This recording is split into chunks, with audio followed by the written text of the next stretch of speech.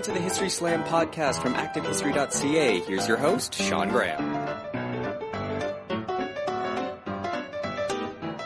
Thank you, Adam. Welcome to the History Slam, everybody. I am Sean Graham, coming at you today nearly live. We're in Cambridge, Massachusetts, and we are continuing our tour through the Canada program at Harvard, and we are very lucky today to have the William Lyon Mackenzie King Visiting Professor of Canadian Studies, who is also the Canada Research Chair of Global Migration at the Balsillie School at Laurier University. It's Alison Mountz. Welcome to the show. Thanks for having me, Sean.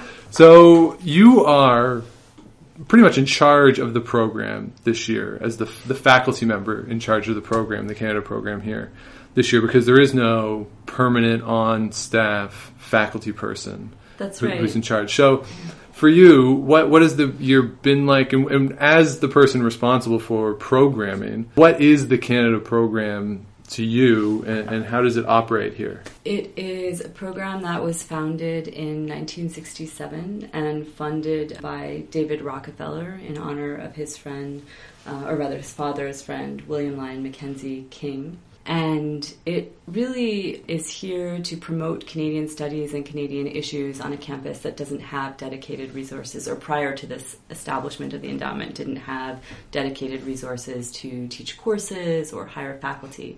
And so the idea is that each year the program brings in visiting faculty like you and like me and our other colleagues to teach courses, to organize speakers, to give talks, to generally promote all things Canadian. And so I have really enjoyed that this year, having resources to invite lively and relevant speakers in and to engage people across campus in dialogue around Canadian issues. And something that's been fun as well is the program tries to draw in not only the Harvard community, but the larger community of Canadians, and there are many of them living here in Cambridge and in Boston, more broadly in the region. Yeah, because we had the event with the consulate in the fall, David Alward. And David Alward came in. So that was a lot of fun. There was an event that the consulate put on at MIT that was some sort of meet and greet type thing that I went to. I think I might have been the only person who was around that day. I missed that one. So it's been interesting to sort of see the wider Canada community and like the election in the fall. We went to I think we all went to the election night viewing party of one of the Canada clubs. So there's a lot more Canadians on campus than I ever would have thought there were. Not only with students, but just with faculty and people like us who are just around. It's been a really interesting experience. And for you, it's your second time as part of the Canada program, the first time as a junior faculty member. The program was reconstructed this year so that Tracy and I, as postdocs, could be here. Basically, your position was divvied up. Your old position was broken down into two positions. That's right. So Tracy and I were here. So what was the main difference for you going from that junior faculty research spot to then the chair, basically, of the program? Well, one big difference is that when I was here the first time, in the junior position, as you say, which was called a research fellowship, there were only two of us here with the Canada program overall. And so there was the more senior position, which was then occupied by Ruth Phillips, and I was in the more junior position, and our offices weren't even necessarily together. So Ruth had her office in the history department. So we saw each other at events, and I actually really enjoyed spending time with Ruth and really enjoyed the programming that she put on. But it was a much smaller community of scholars here with the program. And in the meantime, or in the time that passed since then, that was 2009, 2010, two things happened. One is that they increased the number of positions, as you mentioned, turning the junior position into two postdocs. And they also moved the offices all together into this lovely building that we're sitting in right now. Yeah. So now we actually have space. And as a geographer, I know that space matters. And it's somewhat symbolically right over the bridge next to the main building, the Weatherhead Center for International Affairs, which the Canada program is a part of. And so that means there are more people here. There's more space for other people to come as visitors to the Canada program, such as Sarah Smith, who's who's here on shirk funding, or Nicole, whom you've also interviewed. Keegan Williams is a PhD student who came with me from Wilfrid Laurier. Jennifer Heineman is my partner, also a scholar who's here visiting. So we've had this lively, lovely group, and I've really found I so enjoyed having a community of people here here every day that we engage, and here at every event. It's been quite fun. For me, the main difference between the two positions in terms of the workload is that I did more administrative work this time. Right. Last time I wasn't necessarily in charge of organizing the programming. I was expected and enjoyed attending the programming. This time I have more decision-making and more involvement, actually long before I arrived, in inviting people to come, both to give talks, give the Canada seminar, and also to organize a workshop or a small conference, which we had a couple of weeks ago, which you were part of, on shifting terrain of political asylum in North America. And then, as you know, because you gave a really good lunchtime talk, we had a new kind of innovation this year, which was a kind of a lunch seminar series that enabled those of us who are here to share our work with each other and with others here on campus. So it wasn't just kind of bringing in the fancy people from outside, but getting to talk about works in progress and what's going on right here, right now. I think that was the thing I might have enjoyed the most, was those lunches, because I enjoyed the seminars that we had on Monday afternoons, just learning about different ideas, different concepts, and it's particularly because I don't think any of the people who came into the seminars were historians or worked in history departments, if I remember right, which was really a lot of fun for me, because I'm used to listening to historians and hearing historians, talking to historians. So to have people from law departments, geography departments, it was a lot of fun to get different perspectives, different ideas. Different ways of giving talks. Yeah, very different styles, which was really interesting.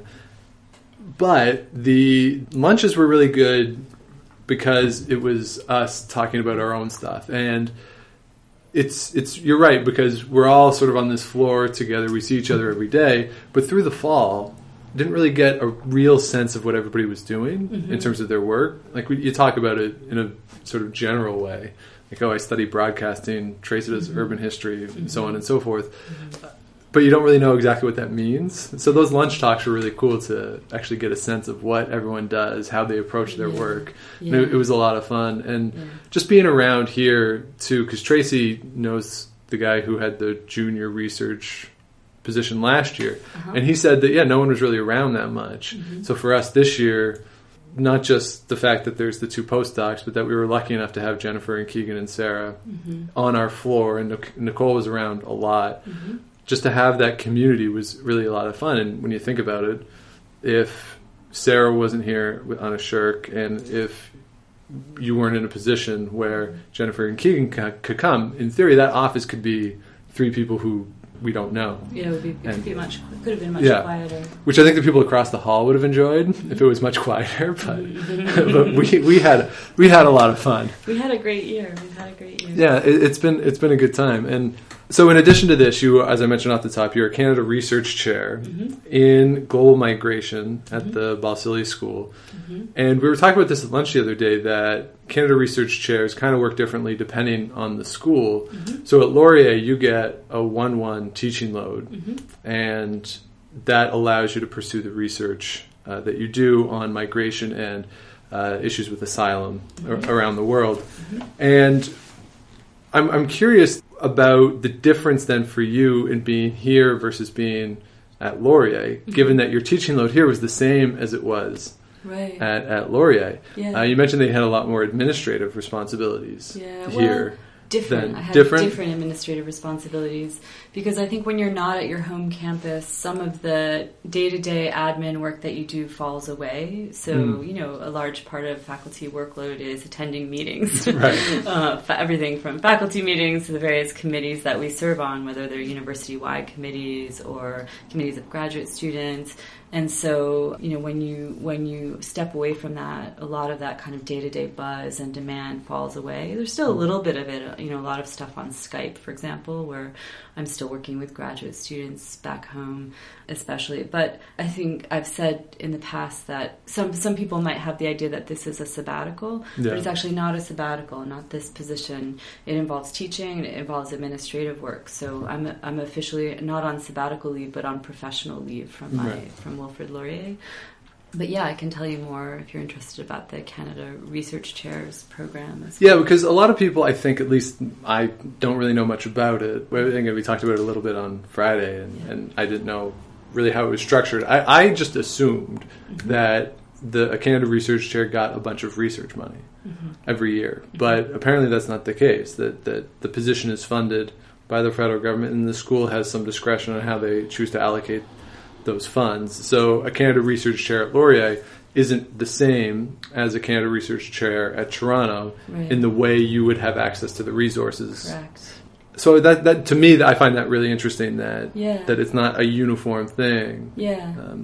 No, I was just going to say that you're right that about a couple of things. One is that it has something to do with putting resources towards research, but it's not necessarily, that doesn't necessarily translate into the same kind of material resources at each campus. It really depends on how the university uses it. And they're always sort of posted with a job, right? Like schools post it with a job in mind. That's right. Right, and because they're competitive within the school themselves. That's right. And then the school puts forward the application. That's right. And beyond the school. So basically, my understanding, I'm not an expert, but my understanding of the history of this program, which I believe started around 2000, is that it was a response to the brain drain and the concern that a lot of Canadian PhDs and faculty members were traveling outside of Canada. And so it was originally started to, in some part, draw them back, but also attract leading international scholars to Canadian universities. And so universities basically compete to hold these CRCs. They can get a certain number each year. And my understanding is that number is dependent on how much Tri-Council funding they've received in the past. So there's actually an equation. And then within some of those parameters, they identify thematic areas that they want to enhance on campus. And so in my case, it was global migration. And they then compete by first finding someone that they would like to make an offer to, and then they also have to show to the CRC, to the Secretariat, why it is that this is a strategic hire for the campus, and also how they, as a university, will promote the work or enhance the work of the scholar. So synergy, it's all about showing synergy between the scholar, their area of expertise, the university, its area of expertise. And so not all CRCs are awarded. They put forth a name, and there's often a contingency attached to that. And again, universities have different ways of handling that too. So they might hire someone and put them forward, but then say, if this doesn't come through for whatever reason, we'll offer you a tenured position or something. Right. So for me, it's a wonderful opportunity. It's great to have these resources which are dedicated to research. So what that looks like for me in my day-to-day work is a lower teaching load, with the expectation that I will find research funding to support the research that I do. Yeah, it's been great. And Laurier normally has a 2-and-2 teaching load, so I teach a 1-and-1 teaching load, which is split between undergrad and grad teaching. And I should add that I'm actually cross-appointed at Laurier, so I'm 51% in geography and environmental studies. That's my home department for tenure. And then housed, my office and half of my teaching is in the Balsillie School for International Affairs. Right. And I have to say, though, that I've always been somewhat biased against the CRC, because when I was an undergrad at Nipissing, its second year, Steve High left Nipissing to go to Concordia, where for a CRC in oral history. And that always bummed me out because I really liked him. Yeah. So it's sort of... So for me, I was always like, I hate that program just because of that. And you've touched on something important and a critique that's often leveled at the program, which is that universities have used them for poaching. Right. They've used them for retention. So they use them for different reasons. And another, I think, important critique has been to do with equity. There was a lawsuit. I don't know a lot of the details. It was before my time as a CRC, but I've read a little bit about it, a lawsuit against the program for gender imbalances in the granting of CRCs, and I think particularly the senior CRCs. So now there are mechanisms and procedures built into the CRC process that universities are required to follow or supposed to follow around having their searches be inclusive. Right. So there are definitely issues about what some of the unintended consequences of the program have been. That's interesting because I read an article when I first got here. I think I saw it on Twitter or something, and someone was critical because they looked at full professors at Harvard and the gender imbalance, and I think even racial imbalance, the just general lack of diversity in full professors at Harvard, and they felt that was a right way to criticize the current administrative structure at Harvard. And I thought that might be a little unfair because the full professors would reflect the hiring practices from like 30 years ago, as opposed to necessarily today. So if to me, it would make more sense to look at the hiring practices of the past 10 years. And because those are the people who are going to be, in all likelihood, full professors later on. And I realize the way that things work at this institution is a little different in terms of how tenure and promotion go. But could it not be the same thing with these CRCs, that the senior people who are getting them, that's reflective of the way things were, say, in the 80s? More so than the way it is now? Not necessarily. I mean, I think each of the things you're saying is a piece of the larger picture, and so there are lots of factors that need to be taken into account when we talk about inequity in hiring practices, but also promotion practices, and also the reality of the day-to-day job, which might be our segue to discussing slow scholarship. But, from what I've read, I've done a bit of reading on this, and I do think that situation, I'm not an expert on the demographics of Harvard faculty, but from what you're saying and from what I've observed, I don't think it's so different from other places. Certainly there are gender imbalances, and that they become more pronounced as people become more senior, so the higher up the hierarchy you move. And a lot of people have analyzed this in different ways. So it's partly a story about hiring, but it's also important to look at what happens after hiring.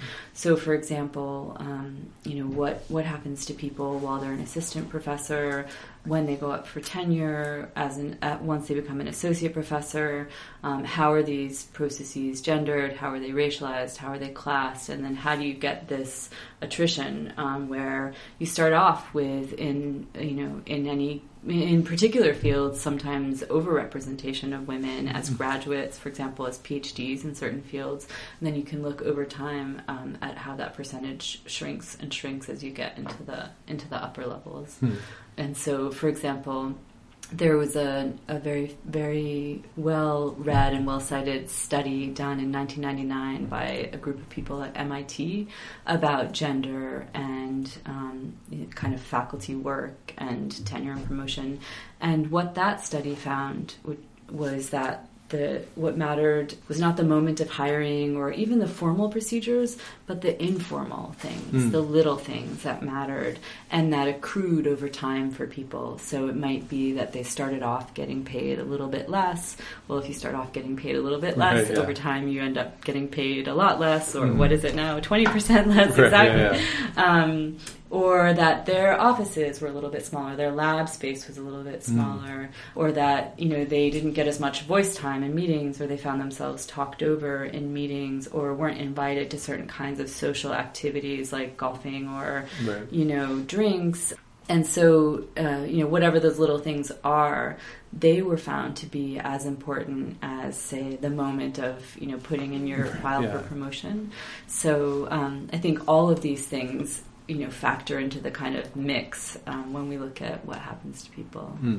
And I think you're right. That is a good segue into the slow scholarship stuff, because you wrote an opinion piece for University Affairs on May 9th, or it was published on May 9th, entitled All for Slow Scholarship and Slow Scholarship for All. And this was based off, or came out of, an article, a collaborative article that you were part of, entitled For Slow Scholarship, A Feminist Politics of resistance through collective action, which is co-authored with 10 other people. That's right. Both of those, by the way, the opinion piece and the article are co-authored by the same 11 people. Okay. Well, it appears on University Affairs. It says by Alison Mountz at the top. At the top it says Alison Mountz et al. Oh, it does. Then, okay. Yeah, and I don't know. This is their, I guess, their way of doing things. At the bottom, it lists all of our names and affiliations. Yeah. So, and this is sort of a topic that I didn't really know much about until I read this stuff and we started talking about it.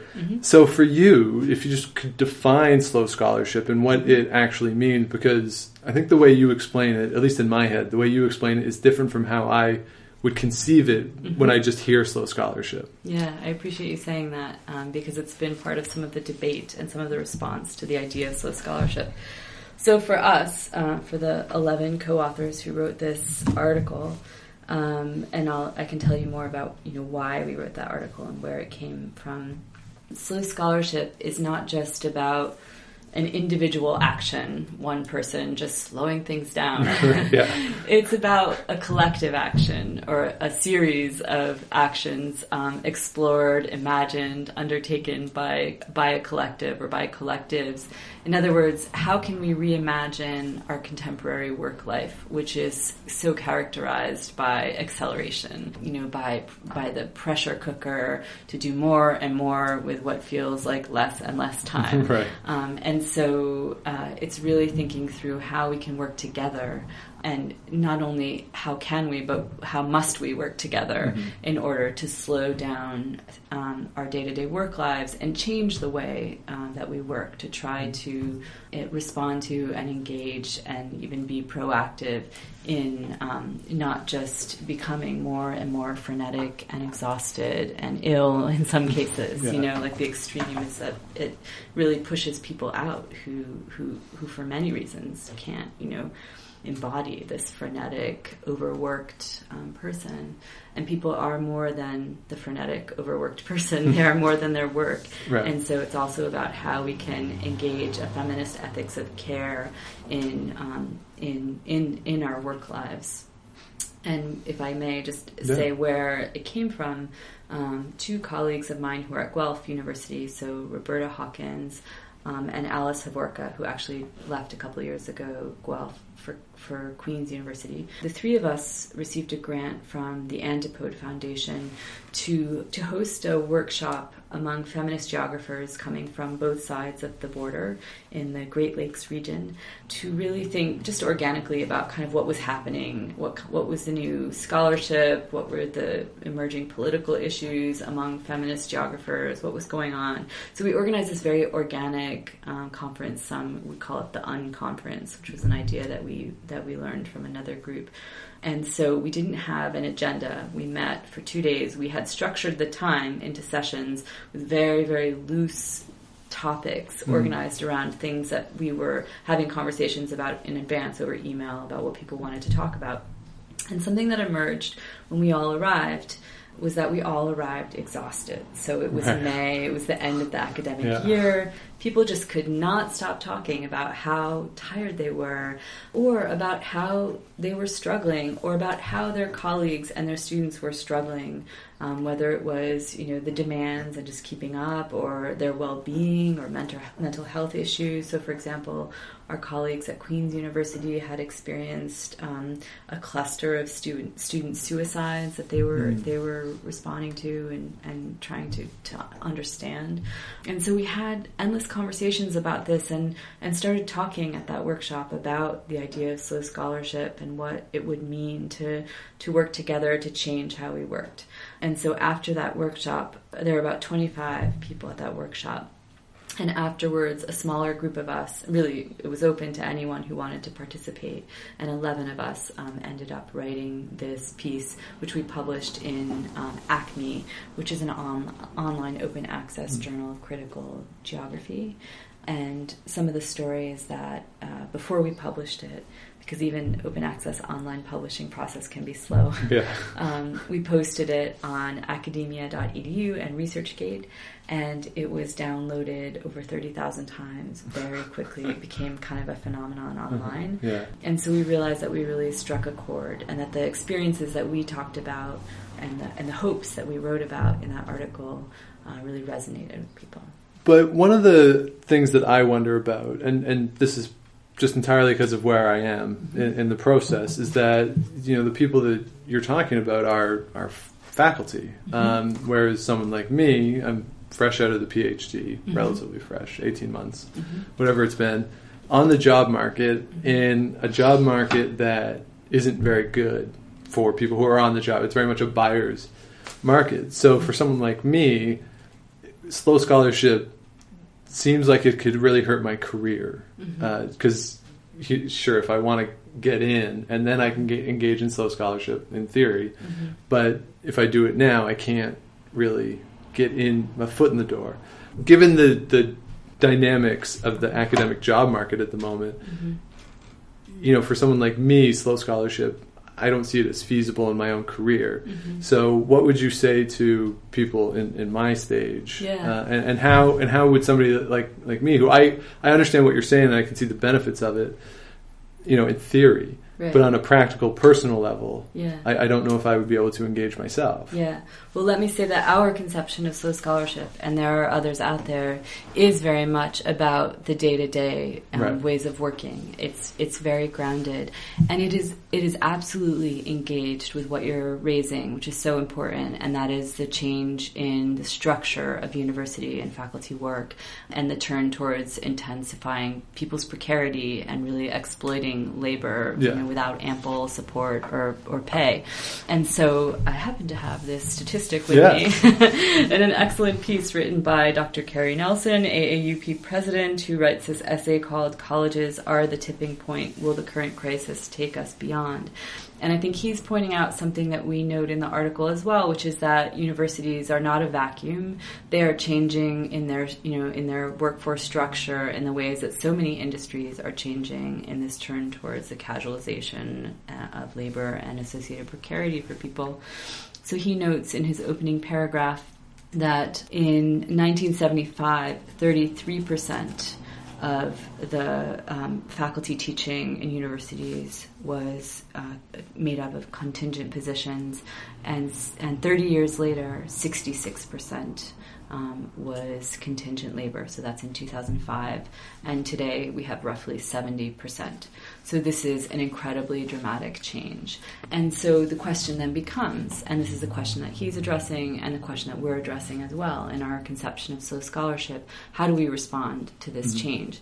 How do we respond to the fact that part of the devolution of more and more is to not only people who have secure positions, a tenure track or tenured faculty, but also people who don't, who are also being asked to do more and more with way less than their tenured colleagues. And so we all wrote this from a position of understanding that we had relative resources and power, and therefore a responsibility to engage in ways that supported those who don't. In other words, if you have some resources, you are responsible for sharing those resources, and you are in a relative position of privilege to try to do something about it. And so some examples from the paper and from our work lives that we talk about are things like co-authorship, mentoring, finding ways to employ people who need positions in, for example, postdoctoral positions, getting on the committees that are doing hiring to try to hire people who might not be, working in the ways that always play the game, or who might not be the usual, rise to the top candidates.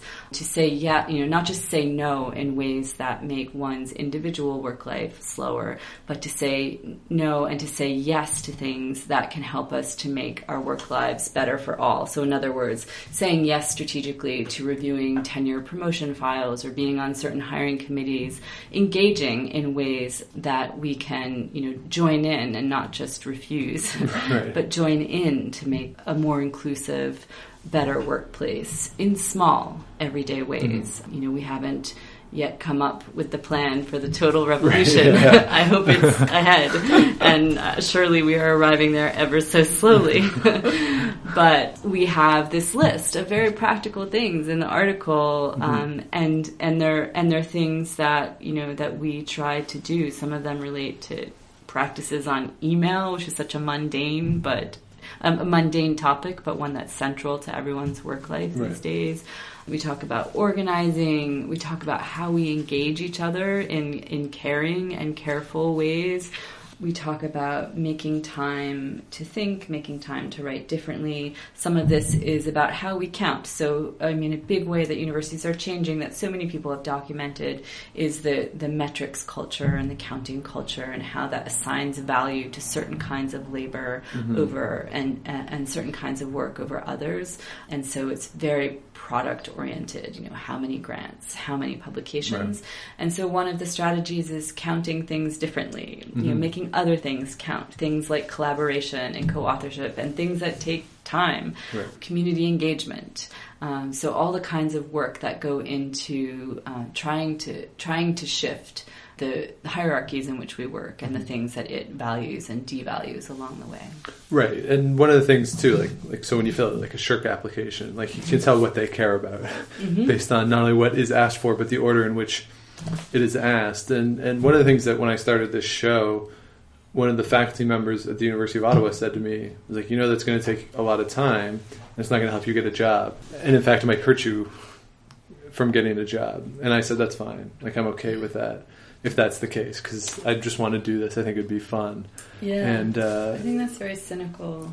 It is, but to this point, it has proven to be true, right? Like, I think it helped me get this in some way, but I don't know if it's helped me that much on the job market. But one of the things too, though, that strikes me is that this is the first time that I've really seen any sort of day-to-day academic environment. Because when you're a graduate student, you don't really see it that much. I would sit in an office once a week, semesters when I taught for an afternoon, and so I didn't really have an engagement in day-to-day stuff. The rest of the time, I was usually at the archives, off doing my own thing. So this is the first time I've actually seen it and what it's been like. And to me, it's not what I thought it was going to be. When I moved here, I actually thought I would have to show up at 9:00 every morning and be here till 5. Like I thought there was an expectation of a 9 to 5 job, which clearly it hasn't been. And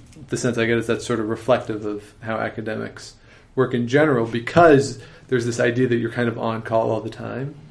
Right. So it's the blessing and the curse. Yeah. Or what one of my colleagues calls the freedom to work all of the time. I think, and I think that one thing I've learned over the course of my career, where I've worked at a few different universities now, different kinds of universities, is that work cultures matter, institutional cultures matter, and they vary greatly. So you may well be in a department where you're expected to show up every day, or you may not be.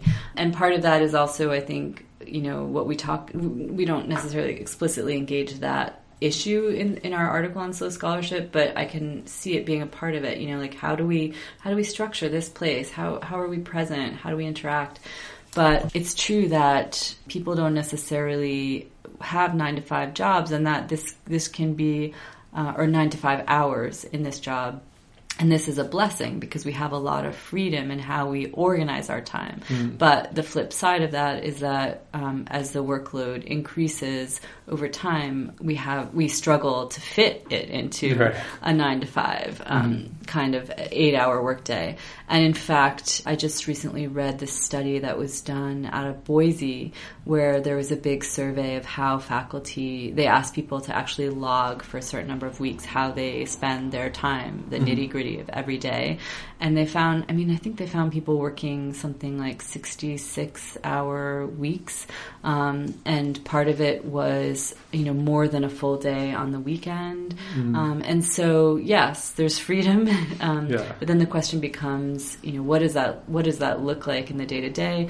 And also with the innovations around social media and technology now, it's hard to escape work. And so, when do you not work becomes almost a more relevant question for some academics. And I think that's a problem for people, because that leads to things like burnout, and it also has serious consequences when you think about who can and can't participate in a workforce that expects people to work all the time. Right. Well, I guess for me, my personal experience with burnout would be what I've referred to. I like to believe I've coined this reading hangover. It's when you finish your comps that there's a period of time where you just can't do anything. I remember it. You're just completely gone. And the way I came up with, I call it hangover because just like with alcohol, how fast you go matters. So like I finished my comps in retrospect way too quickly. Like I crammed too much into a short amount of time. So I was really useless for 6 weeks after, at least 6 weeks after. I couldn't do anything. Then people who spaced it out a little more, like a night drinking where you're, have a drink and then a glass of water or something, they took a couple weeks and then were sort of back on their feet. So, I can relate to the idea of burnout in that respect. And to me, it was just, I think, being naive and wanting to get it done really fast, and some sort of weird pride thing of wanting to be the first one to finish, which seems so stupid in retrospect. No, but so common. I mean, I want to say two things in response to that. One is that there's this whole field of study out there that I'm not, an expert in, but it's about, organizational work culture and what makes workers more or less successful, productive. Again, we can trouble all those words and what they mean, but it's not good to have people working all the time for exactly the reasons you say, that leads to burnout and less productivity. But the other thing I wanted to say is I think your experience is a common one. I share it too. I remember that feeling of burnout and also just a lot of fear associated with the performance of comprehensive exams and how much attention they seem to garner among students. And I did some research, and I've just finally published the first article conveying some of this research in the Canadian Geographer, in a special issue on mental health and well-being. And this research that I did was with women working in academia about their experiences of stress and work life. So I interviewed people and I asked them to walk through the different phases of their career. I interviewed people who were ranging from being senior kind of PhD students close to finishing to full professors. And a lot of people went back to graduate school and the PhD program and precisely the comprehensive exam as a moment where they realized both kind of what was possible and what was expected. Right. And so in my kind of overarching analysis of the data that I gathered, I think graduate school and also the assistant professor life is a really intense period of institutional subject making where people learn, what's expected. People talked about it in the interviews almost as a kind of social Darwinism. If you're going to make it, this is what you have to do. And there's this kind of bravado, macho model of what can I do with these exams? Like how far can I push myself? And I think that culture of overwork extends into the professors, the life of the professor as well. And that may be a shift in the life of the professor, because I think certainly, when I was an undergraduate many years ago, I had this image of, the professor with the pipe and the, kind of tweed elbows and the, idyllic life of the mind. And really nothing could be further from the truth in terms of how I understand my own work life. And honestly, that's also a part of slow scholarship, though, is to think about what is it that is required for the conduct of meaningful scholarship, because it actually requires time for thought and time for reading, time for writing in ways that don't, burn you out. And people talk about binge writing and all these different ways of trying to cram that work that's supposed to be so central to our lives as scholars into their, kind of frenetic work life. Yeah, my advisor told me during comps one day I was complaining about something that I was reading that I thought was just terrible. And he said, don't complain about anything that you're reading, because this is really the last time, if you stay in academia, that you're just going to have a chance to read widely. Yeah. Just enjoy it. Even if something is terrible, you have the opportunity to do it. And it's the last time that you're actually going to be a full-on intellectual. Yeah. Because once you join the academy, the intellectual work isn't necessarily at the forefront. Yeah. Which is kind of backwards as to what the academy is kind of supposed depressing. to be, right? Yeah, it's depressing. Or you have to fight for it. You have to really fight for that. And I think that's definitely I shared that misconception when I remember when I was on the job market as a PhD student. I remember asking people, "Oh, what kind of ideas are you debating here? You know, what are the intellectual debates?" And then when I joined faculty, I realized, you don't even have time to talk about ideas. You're talking about, you know, budget cuts or curriculum and things like that.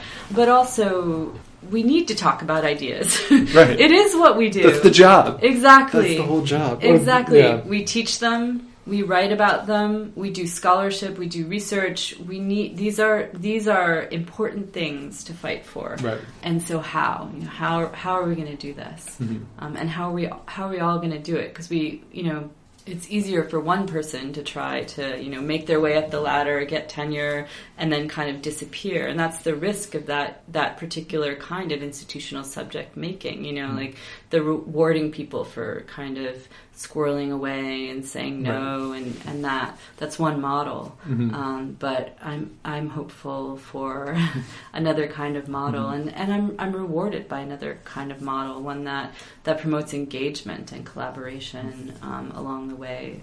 Now, the collaboration stuff is really interesting to me, and Tracy and I have talked about it with all of you who have done collaborative work, because I never have. I guess the website, to a certain extent, is a collaborative project, but I was not involved in the founding of the website. I came on once the website was established. But one of the things that I hate, perhaps more than anything else, are meetings. I really don't like them. I helped organize the graduate student conference at the University of Ottawa one year. Mm-hmm. We had a meeting at the start and a meeting at the end, and I refused to hold any other meetings because I just hated them so much, especially when there's more than 4 people there. I always feel that nothing really gets done. Mm-hmm. So I would always rail against meetings and this idea of, you know, there's no one ever built a statue to a committee. Mm-hmm. So I personally don't like them, but I think it might be related to history, and historians tend to write on their own, I think, more than other disciplines, at least in the humanities, from what I can tell. Mm-hmm. So when you talk about collaboration, what I imagine is a meeting of 11 people sitting around and sort of talking around ideas without any decisions being made. I'm sure you're going to tell me that's not accurate, but for someone like me, or perhaps other historians who may have that same perception, you know, how do you get people who are averse to collaboration to buy into it? Like, all my training is on my own. Everything I've ever done has been on my own for the most part. You know, to go towards collaboration would be a major shift in my approach to scholarship. So how would you try and get someone like me on board? Well, I guess first of all, you don't have to collaborate. You know, right. I think if someone's averse to collaboration, it might not be the best thing for them to collaborate. But I would encourage you to try it, because you might be surprised and you might really have fun. You know, I think there's something dialogic about ideas, about writing, and so it can be a total pleasure being able to talk through, you know, the process that we often embark on our own independently as scholars, as writers. And so I have had many different kinds of collaborations along the way, some through research, others through kinds of activism, and others through writing, research and writing. And so there are so many different models. I don't think they necessarily have to involve meetings. You'll be pleased to know. That's good. And maybe there's a threshold. I mean, do 2 people in a room, does this constitute a meeting? I don't know. But to give you an example, those 11 people who co-authored that paper, once that conference in 2013 in Guelph was over, we never actually met again. We didn't meet and sit around a big boardroom kind of table trying to write this paper. We used the wonders of technology to our advantage, and it really worked. People often ask us about how we wrote the paper. We used Skype and Dropbox. So I think I just wrote something one day and then sent out an email and a Dropbox link and said, hey, I just started writing this. Does anyone want to join me? I put the paper up on Dropbox, so just save a new version and keep going, whoever feels like writing it. And when people had time, they started doing it. And that's how we started. It was this kind of free-for-all whenever people had a moment. And often people only had a moment. And that reality actually makes its way into the paper. People write about the irony of trying to make time to write a paper on slow scholarship. But then eventually, once we had a draft, then we would start. There were some meetings through Skype where we would talk about the paper and where it was headed. And also a lot of our live conversations were just about process. Like how are we going to proceed from here? We have 11 of us, who's going to edit? Often we would set up editing chains. So we would pass the paper then from one person to the next so that you didn't have two people working on it at the same time, and just the sheer logistics of, not having conflicting copies. Yeah. So that was some of the coordination of it. But I think we had that experience of being at a conference together and enjoying each other and getting to know each other. And then we really, somehow that was kind of leveraged into this working relationship through this paper. And actually, some of us went on, different combinations of us went on at conferences to actually host some workshops where we engaged the audience in slow scholarship, and people were generating more ideas and talking it through. So it's sort of become a vehicle for more collaboration and unexpected kinds of communications and connections and solidarity with people. Lots of people have written to us from other parts of the world and other corners of the university where we might not realize there were affinities and connections. Right. They write to us to tell us, like, hey, I'm an administrator and I work in, human resources, and we love this idea of slow scholarship and we're having meetings to discuss it. Or, hey, I'm in the arts and we want to change our process. And it's just been really surprising the ways that and that's one of the things I love about collaboration, is that it's the unexpected that can unfold. Right. And also the idea that if you find good ways of working together, maybe 11 people can accomplish a lot more than you can alone. Right. And so it's I suppose it's also full of potential. Mm-hmm. So when you read the paper back, can you tell what you wrote? Or is it sort of like this conglomerate piece now that you can't identify particular individuals throughout, that it's all a groupthink? Both. In some cases, I remember something that I wrote or that another colleague contributed. And in other cases, I cannot recall exactly who wrote a particular line, or even if I wrote a particular line. Right. And that was kind of part of also the process of writing the paper over time, which is that it started off with all these individual experiences that people had. This is, I had this experience, I had this frustration, or I feel shame about this, or it started with a lot of kind of guilt-ridden narratives about work. And that's part of the point too, right? Like everyone is suffering under this kind of these temporal regimes, but kind of afraid to talk about it or isolated in their suffering. And so when we started to share the stories, it's not that we were sharing universal experiences, but that they started to coalesce around certain themes, and the voices also started to come together. And so we made the decision together to take out the names that had originally been attached to stories that were in the paper, and so that although there are 11 co-authors, it starts to sound more like one voice. And I think, again, having 11 people working together and editing a document could be a nightmare, but in this case worked really well, because you just had a lot of skills being put into this document, into editing it in a way. So I think the outcome was really good. Do you think that this idea of slow scholarship and this collaborative framework that you're talking about with this particular paper, is it specific to disciplines? I think of, say, poli-sci, and I'm sure a poli-sci person could correct me, but of having to produce things quickly in response to the ever-changing political atmosphere that, particularly in an election season right now, political scientists are putting out a lot of papers.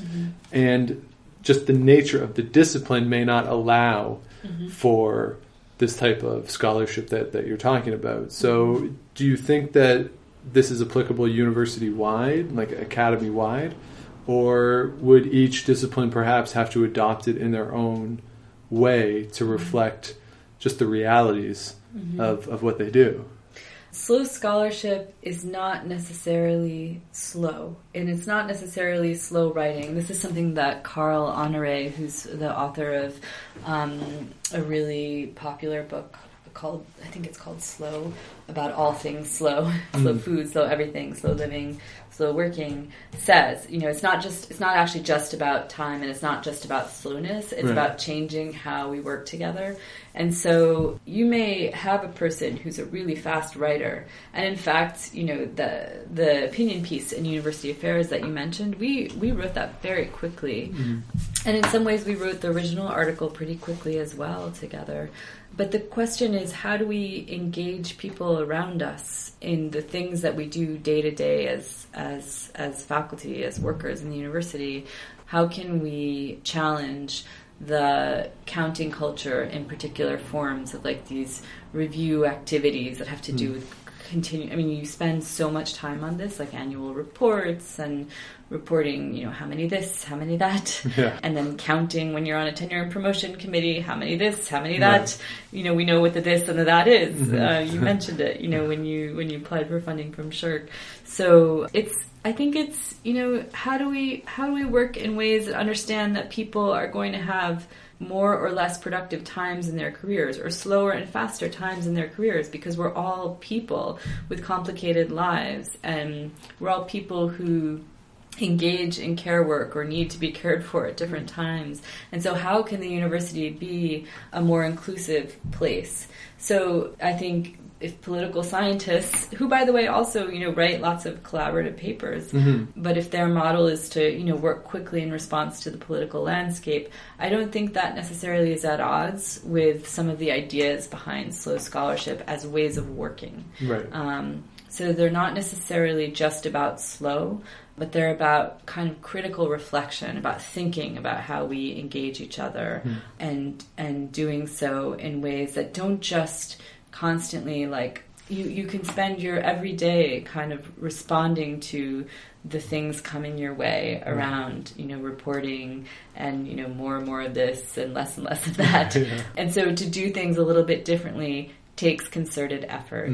And that's why I think the collective is so important, because it's pretty hard to do it alone. We have to support each other. And that work may not be the same work. It may not even be the day-to-day actual scholarship that we're doing. It may be finding ways to have conversations about it. My guess is that you are collaborating every day. It may not be in the form of writing co-authored articles or books, but it's in the form of doing podcasts and finding great ways for conversation to be had and shared. So I think it's thinking imaginatively about how to reflect and speak back and try to change some of the work cultures that are out there. Now, one of the things you said was this notion of care and the complicated lives that people have, and things are ever shifting, and certainly you could see that as people grow up and life happens, right? Like real world things happen, and one of the things that I get the sense from the article is that you feel as though these burdens, or the paper argues that these burdens are more damaging to the careers of women and minorities. Would that be fair for me to characterize it in that way? Yeah, or I might just phrase it in a different way, but that our work, all work, including our work in the university, is gendered and is racialized, and so it's important to understand why and how and what the effects are. Right. Yeah. Right. Okay. So I'm a white man, and my one experience in sort of a genuine job setting, I guess outside of this one, or one of the few experiences I've had. It was an experience, I won't say where it was, but we were all sort of working together and all doing the same thing. And it was towards the end of my time there that the question of money came up and how much everybody was making. And at the start, when I was hired, they presented me with an hourly figure, and I said, well, what if we went to this hourly figure? And so we negotiated. And I was working with several women, and we were talking about this one day, and none of them did the same thing when they were initially presented with the offer. So for however long it was that we were all sitting at the same table doing the same thing, I was making more money, unbeknownst to me, unbeknownst to them, simply because that initial offer, I went back and said, how about we talk about this? Yeah. And initially I felt bad about that. But then I thought about it, and I thought, well, should I feel bad about that? And then I came to the conclusion that I don't know, and that I'm just conflicted about whether I should feel bad, because they were free, in theory, to do the same thing, didn't do it. And in talking to them, their sense was that women who try to negotiate with an employer are not looked upon as favorably by the employer as if a man does it. And so we actually got into these very, I felt, productive, engaging conversations about the genuine differences in work environment between men and women that go beyond simply pay and compensation. And there are a variety of things that are at play here. So for you, in looking at the gender dynamic to this, clearly it's not just an academic problem. No. It's just more social, cultural thing. So how would what you're prescribing in the paper help address the wider issues? Like, is this a situation where the academy can perhaps take a lead on these issues? To me, the most critical part of the anecdote that you just told me is that there was a silence surrounding, your wages. Yes. And then eventually there was a revelatory moment, a moment of sharing, a moment of candor, and that this led to some really creative and constructive conversations. And then what I would say that could subsequently lead to is, okay, how might we then work collectively to change this? Right. And it's not, there are lots of important individual stories of, what happens to each of us. And then there are lots of statistics that show, that contextualize, that those individual stories are not isolated, but in fact part of patterns. What are those patterns? Those patterns have to do with women being socialized to be nice and not to ask for or demand things. And certainly, I could share lots of anecdotes as well. The question is, how do we work to collectively change that reality? Because, of course, the people on the other end of the negotiations are socialized, as you note, as well, in the way that they understand such requests. Yes. So I think that collectively, one of the things that we talk about is mentoring and share. I think it's really important, that moment when, for example, with PhD students that I've advised, the moment they get that offer, that first offer, whatever kind of offer it is, to talk with other people, both people at that university, but also beyond, about their experiences of negotiating and what's possible. I remember, I worked with a PhD supervisor who was a wonderful, very bright man, and who got his job, his academic job, I think in 1973, so sometime in the early 1970s, and has had the same job ever since. So he might not necessarily know. In fact, I remember him telling me, I'm not the person to ask about negotiations. I don't have a clue, about how things work nowadays or what's possible. And so I needed to talk to people who did. Right. And some of my colleagues gave me really good advice who dealt with gender inequities and pay. They told me things like, ask them to look at the last 5 hires they did and to make sure that you're given something along the lines of those 5 hires, right. So that there are ways in that specific negotiation of trying to not, again, be the isolated person. And in fact, in my first job, I was offered a quote-unquote gentleman's agreement. I was asked not to discuss my salary. I eventually learned that I had the lowest salary. Right, yeah. So there are just ways of sharing information and talking to each other. But if we don't talk to each other, we don't know. And you asked me at one point earlier when we talked about doing this podcast about some of the main differences between Canadian and American institutions. And I think this is one of them. Canadian institutions have much higher rates of unionization. So it's like, for example, when I was a graduate student in Canada, I was unionized. When I was a grad student in the US, I was not. When I was as a faculty member in Canada, I'm unionized. As a faculty member in the US, I was not. And one of the key differences is that unions play a lot of important functions, and one of them is around equity and around doing studies of salaries and wages of workers, and then having actual infrastructure and policies in place to bring those into line. And so I have experienced a much more transparent set of practices and procedures in Canadian institutions than I have, both around hiring, around promotion, around pay, than I have in the U.S. And I think part of it is also the private-public difference. Sure, yeah. So in the U.S. you have so many more private institutions than public, whereas in Canada you have almost none, very few. So again, I think there's a higher level of accountability among public institutions. Mm-hmm. So there are the individual stories which are important, but I think there's the moment where the collective realizes it's a collective, okay, we're in this together. What are we gonna do about it? Right, yeah, because we were there for 6 months before we talked about it. Which I thought was really interesting. Yeah, because you're next to somebody for 8 hours a day. Yeah, and you talk about almost everything else. But not how much money you're making. Yeah, because there's this idea of you just don't talk about it. Of course, just, right? Yeah, and at least for me, because I sort of negotiated, I assumed that not everybody was making the same. Yeah, but I just assumed that everyone had negotiated something. Yeah, and then I was so wrong about that. But then if we pull it back though to the academy, and one of the things you talk about is sort of the precarity of work that exists now, and you cited those stats, and that's sort of the situation that I'm going into for next year at least, in sort of these short-term type jobs. Yeah. And I'm wondering, is that perhaps reflective too of not only the way the universities are administered, but changing patterns of enrollment as well?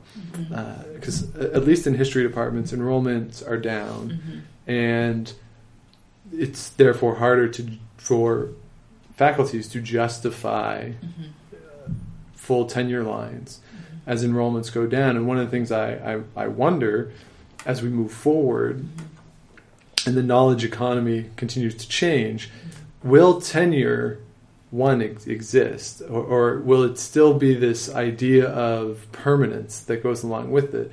Because my advisor mentioned to me that in his tenure stuff, when he got tenure, there's that line that says if there's the funding, it's still dependent on funding, and funding, like if they decide to collapse the department, then okay, like your tenure doesn't really mean anything. So I'm curious, is it simply a shift that is going on? Again, this seems society-wide, that a lot of more people are in these sort of scenarios where this permanent job where you're at for 30 years isn't really a thing anymore. And is that simply reflective of other things as opposed to necessarily a shift just in the academy? I think you make an important point, which is that this kind of career path, that a person has the same job for their entire work life or a job for 30-something years, is no longer the case, no longer so common, both in academia but also in other industries. And I was giving you an example of people I graduated from university with, and in a group of people we could think of only one who had the same job, and they were working in all, not most of them not in academia, in all kinds of industries. And then you also asked about enrollments, and is it the case that enrollments are going down, and therefore that's why the structure of work is changing. And again, I think that's part of the story. I think all of these things are part of the story.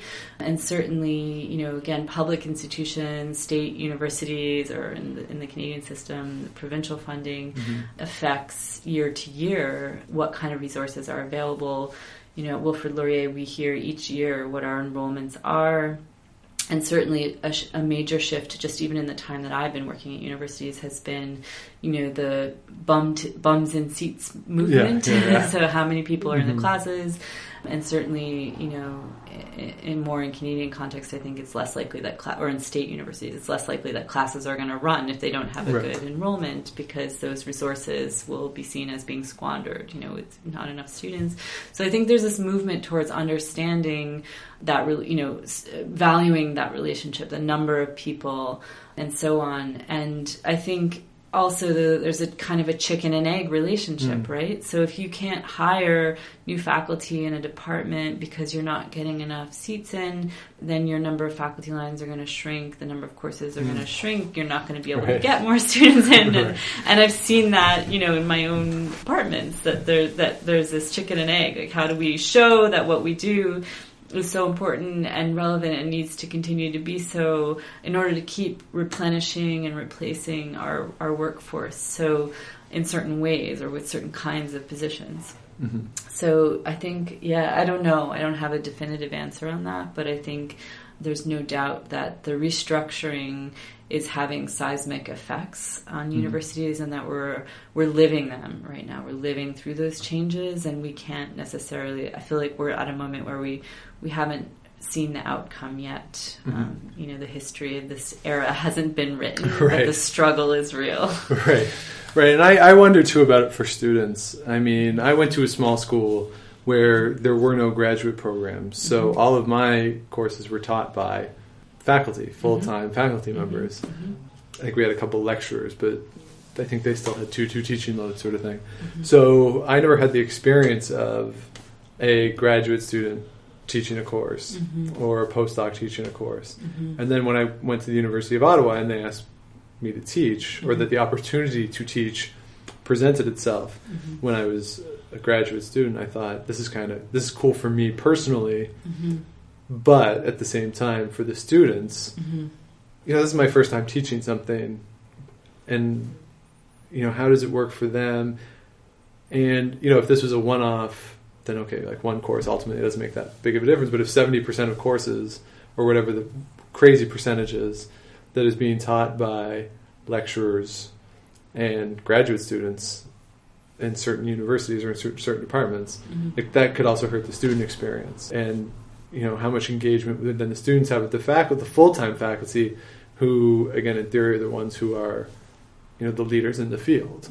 And does that not then hurt the educational experience? And so there's huge ramifications that go, to me, that are beyond just the lecturer who isn't getting paid enough, who is overworked, and all those sorts of things. It boils down to also just, if you think of it as a business, which a lot of administrators seem to do, then the product in the classroom that you're producing in certain cases could be compromised by it. So it really is a more complicated thing than I think, at least when I've talked or heard deans talk about it, they don't necessarily address that end of it, the actual quality of the educational experience. No, I think that's a smart observation, and I think it's not just in the classroom that matters, but beyond the classroom. So, I think about I have small children, and one day they'll go to university, and I think about, what will the university look like that they attend, and what kind of environment can I hope for them? Right. And for myself and for my colleagues and for my children as future students, I hope for an environment where there's meaningful engagement. It's so simple, but so challenging in kind of the times that we live in. For people, people talk constantly about like needing to close their door or not be present, or create boundaries and squirrel away, and there are universities where it's very difficult to access the professors. And I understand both sides of that equation, but I think it's unfortunate for everybody, So I think, again, I don't know where this is all going, but I do wonder, what small part we can all try to play in it. Yes. Well, it is, and we would highly recommend people go read these two articles. The University Affairs editorial, All for Slow Scholarship and Slow Scholarship for All, was published on May 9th. So if you just Google that title, University Affairs, I'm sure it'll be the first thing that comes up. And the other one in ACME, which is open access journal, For Slow Scholarship, A Feminist Politics of Resistance Through Collective Action. Same thing. If you Google that, I'm sure it'll come up. Mm-hmm. Probably the first thing that comes up. Mm-hmm. And because it's open access, everybody can go find it, which is great. And like you said, early on you had 30,000 downloads, so it's obviously resonating with a lot of folks. Yeah. So that is Alison Mountz. Get comfortable. I'm going to read the titles again because they're just crazy long. The William Lyon Mackenzie King Visiting Professor of Canadian Studies in the Canada Program at Harvard University, and the Canada Research Chair of Global Migration at the Balsillie School at Laurier. You can find her on Twitter at Alison Mountz, ALISONMOUNTZ. And if you're interested in her research outside of talking about the slow scholarship stuff on migration and asylum, her book, Seeking Asylum, Human Smuggling and Bureaucracy at the Border. And this year I've learned a lot about just the concept of the border, issues with migration and asylum. And that, I would use the word conference that you organized a few weeks ago. It was really interesting for me to sit in on the sessions I sat in on. And it's really, really interesting stuff. So I would recommend everybody go check all that stuff out. So Alison Mountz, thanks so much for doing this. Thanks, John. It's been a pleasure. If you have any questions or comments for the podcast, historyslam@gmail.com. Twitter is at Dr. Shawnee Fever. And if you're out and you see Enrico Palazzo, please say hi for me.